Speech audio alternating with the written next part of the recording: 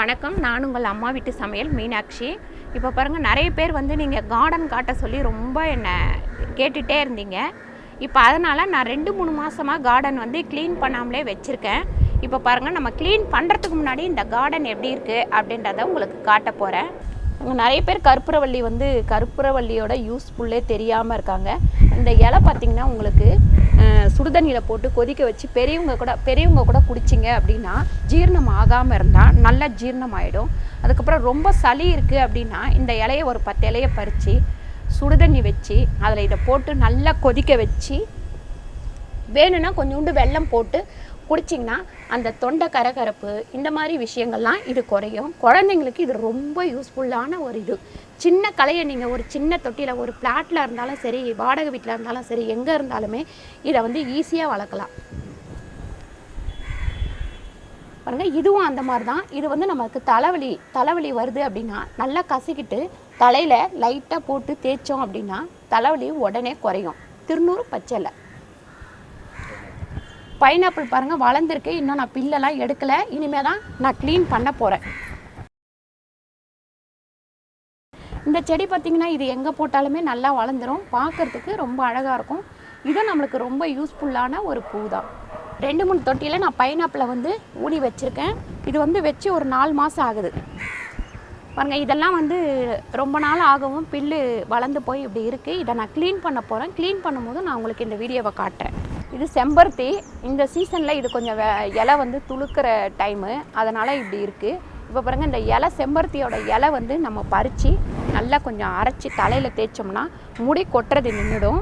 அதே மாதிரி இந்த பூவும் வந்து நமக்கு தலையில் மிக்சியில் போட்டு அரைச்சி தலையில் தேய்ச்சோம் அப்படின்னா நல்லா முடி கொட்டுறது நின்றுடும், முடி நல்லா வளரும். அடுத்து செம்பருத்தியோட பூவை வந்து நல்லா மிக்சியில் போட்டு அரைச்சி முகத்தில் தடவணும்னா முகம் வந்து நல்லா பளபளன்னு இருக்கும். இதில் இந்த மிளகா விதையை போடவும் இந்த மிளகா செடி வளர்ந்துருக்கு. இது பார்த்திங்கன்னா சின்ன நெல்லிக்காய்.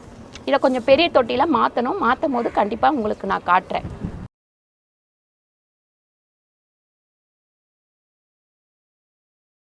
பாருங்கள், ஜாதி மல்லி. இது வச்சு ஒரு 4 மாதம் ஆகுது. ஆனால் சூப்பராக இப்போ பூக்க ஆரம்பிச்சிச்சு. சீசன் இருக்கவும் நான் வந்து இதுலேருந்து பறித்து டெய்லி வந்து சாமிக்கு எடுத்துக்கிறேன். இன்னும் நான் பறிக்கலை, உங்களுக்கு காட்டுறதுக்காக பறிக்காமல் வச்சுருக்கேன். கத்தாழை ஒரே ஒரு செடி தான் வச்சேன். இதில் பார்த்திங்கன்னா புசு புசுன்னு வந்துருச்சு. இப்போ இதை எடுத்து 2-3 தொட்டியில் மாற்றலான் இருக்கேன். மாற்றும் போது கண்டிப்பாக காட்டுறேன். இந்த கத்தாழை பாருங்கள், ஜூஸ் போட்டு நம்ம குடிக்கலாம். அடுத்து பார்த்திங்கன்னா முகத்துக்கு தடவுனிங்கன்னா சூப்பராக பளபளன்னு இருக்கும். தலைக்கு வந்து இதுக்குள்ளே வெந்தயம் வச்சு நைட்டு கட்டிட்டு காலையில் எழுந்து அந்த வெந்தயத்தை நல்லா அரைச்சி தலைக்கு தேய்ச்சிங்கன்னா உடம்பு சூடு குறையும். அடுத்து வந்து முடி வந்து ஷைனிங்காக இருக்கும்.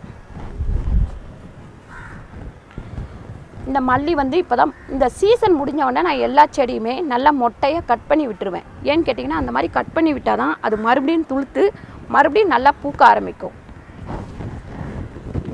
இப்போ இது எல்லாமே நான் கட் பண்ணாமல் வச்சுருக்கேன். அடுத்து எல்லாத்தையும் கட் பண்ணிவிட்டு காட்டுறேன்.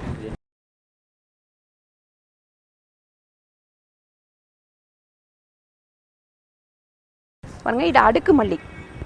ரொம்ப அழகாக இருக்குங்க. பூத்த உடனே ரொம்ப சூப்பராக இருக்கும். இதெல்லாம் இந்த முனை வந்து நம்ம எப்போவுமே சீசன் முடிஞ்ச உடனே கட் பண்ணி விட்டுணும். கட் பண்ணி விட்டால் தான் பூ வந்து நிறைய பூக்கும். தொட்டியில் ஒரு வேப்ப மரம் சின்னதாக வச்சுருக்கேன். இதை கீழே எடுத்து வைக்கணும். இதில் செம்பருத்தியும் அரளியும் வச்சுருக்கேன். டெய்லி எனக்கு வந்து வீட்டுக்கு தேவையான அளவு பூ வந்து கிடச்சிருது. இது நஞ்சாவட்டா. நம்ம கண்ணுக்கெல்லாம் வந்து ரொம்ப யூஸ்ஃபுல்லாக இருக்கும். இப்போ பூத்தோடனே நான் காட்டுறேன். இந்த மாதுளை வந்து நாங்கள் சாப்பிட்டுட்டு அந்த விதையை கொண்டு வந்து போட்டோம். ஃபஸ்ட்டு வந்து நல்லா வளர்ந்துச்சு. அந்த வெயில் சீசன் வந்தோடனே எல்லா இலையும் கொட்டிட்டு இப்போ துளுக்க ஆரம்பிச்சிருக்கு. இது முல்லைப்பூ. இப்போ பாருங்கள், இதெல்லாம் பூத்து முடிஞ்சிருச்சு. இப்போ இது எல்லாமே நம்ம கட் பண்ண ஆரம்பிக்கணும். கட் பண்ணால் தான் அழுத்து பூக்கும்.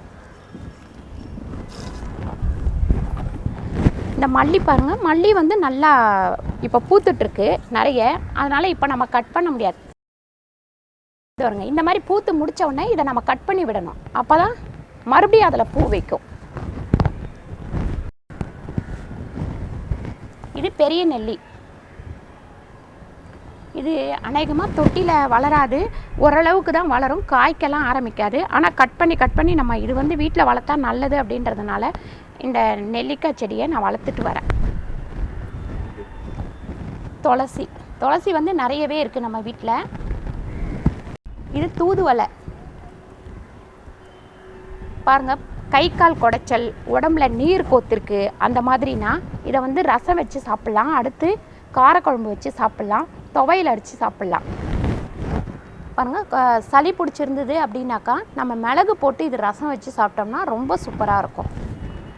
இந்த மிளகா விதையெல்லாம் நான் யூஸ் பண்ணிவிட்டு கொண்டு வந்து அந்த தண்ணியை கொண்டு வந்து இங்கே விடுவேங்க. விட்டால் அதை பாருங்கள் அப்படியே வளர்ந்து ஒவ்வொன்று சும்மா டெய்லி யூஸுக்கு நமக்கு யூஸ் ஆகும்.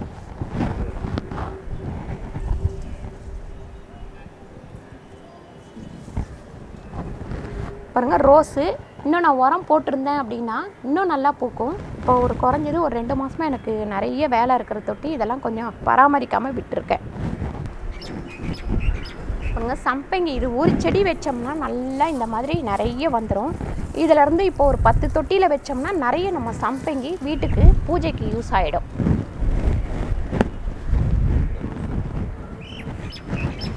இந்த தொட்டியில் நிறைய பில்லு வளர்ந்துச்சு பாருங்கள். இதை ஃபுல்லாக மண் மாற்றி க்ளீன் பண்ணால் தான் இந்த பூ வந்து நல்லா பூக்க ஆரம்பிக்கும். க்ளீன் பண்ணுறதுக்கு முன்னாடி எப்படி இருக்குதுன்னு காட்டுறதுக்காக தான் நான் இதை வந்து இந்த மாதிரி வச்சுருக்கேன். பாருங்கள், 2வது நம்ம கிட்னியில் கல் இருந்தால் இதை சாப்பிட்டோம்னா அவ்வளோ சூப்பராக கேட்கும். கியாநெல்லி கீரை பிரண்டை இந்த தொட்டியில் வச்சு வளர்த்துட்டு வரேன். இப்போ பாருங்கள், இது நல்லா பூக்க கூட ஆரம்பிச்சிருச்சு பாருங்கள் பிரண்டை. இது எலும்பு தேய்மானத்துக்கெல்லாம் வந்து ரொம்ப நல்லது. துவையல் வைக்கலாம், காரக்குழம்பு வைக்கலாம். அதுக்கப்புறம் பார்த்திங்கன்னா சாம்பார் வந்து பக்குவமாக வச்சோம்னா அந்த விறுவிறுப்பு இல்லாமல் இருக்கும். இதெல்லாமே நான் வந்து சமைச்சு காட்டுறேன். இந்த செடி பாருங்கள், மிளகா வந்து பழுத்து நல்லா காய்ச்சிருக்கு ஒரு செடியிலேயே.